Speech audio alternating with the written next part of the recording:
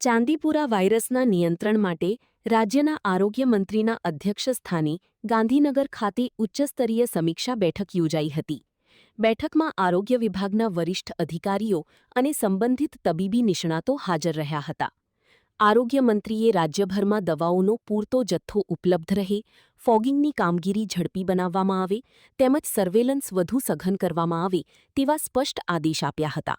સાથે જ તમામ જિલ્લાઓના ચાઇલ્ડ સ્પેશિયાલિસ્ટને ગાંધીનગર સ્થિત મુખ્ય મથક સાથે સતત સંકલનમાં રહેવાની સૂચના આપવામાં આવી છે, જેથી કોઈપણ શંકાસ્પદ કેસ સામે તાત્કાલિક કાર્યવાહી કરી શકાય. આરોગ્ય વિભાગના જણાવ્યા મુજબ અત્યાર સુધી કુલ 27 શંકાસ્પદ કેસ નોંધાયા છે. તેમાંથી 19 સેમ્પલના પરીક્ષણના પરિણામો પ્રાપ્ત થયા છે, જેમાં 7 સેમ્પલ પોઝિટિવ અને 12 સેમ્પલ નેગેટિવ આવ્યા છે, જ્યારે બાકીના 8 સેમ્પલના પરીક્ષણનું પરિણામ હજુ આવવાનું બાકી છે અને તે સોમવાર સાંજ સુધીમાં પ્રાપ્ત થવાની શક્યતા વ્યક્ત કરવામાં આવી છે. આરોગ્ય વિભાગના જણાવ્યા અનુસાર ચાંદીપુરા વાયરસના કારણે અત્યાર સુધી 3 બાળકોના મોત થયા છે. જો કે વિભાગે દાવો કર્યો છે કે વર્ષ 2024 દરમિયાન રાજ્યના 61 સ્થળોએ ચાંદીપુરા વાયરસના કેસ નોંધાયા હતા, જ્યારે ચાલુ વર્ષે અત્યાર સુધી એક પણ નવો કેસ નોંધાયો નથી.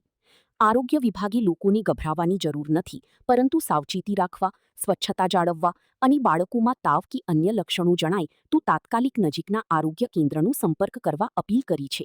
ગુજરાતના આરોગ્ય વિભાગ દ્વારા આજે સચિવાલય ખાતે ઉચ્ચ અધિકારીઓ સાથે ચાંદીપુરા વાયરસના દર્દીઓના શ્રેષ્ઠમાં શ્રેષ્ઠ સારવાર આપી શકે એ માટેની મિટિંગ કરવામાં આવી હતી. અત્યાર સુધીમાં કુલ 27 શંકાસ્પદ દર્દીઓના યાની કે બાળકોના બ્લડ રિપોર્ટ કરવામાં આવ્યા છે, જેમાંથી 7 બાળકો આ ચાંદીપુરા વાયરસ પોઝિટિવ આવ્યા છે, બાકી નેગેટિવ છે, અને 8 પૃથ્થકરણ માટે આપેલા બ્લડનું સેમ્પલ આજે સાંજ સુધીમાં રિઝલ્ટ આવશે.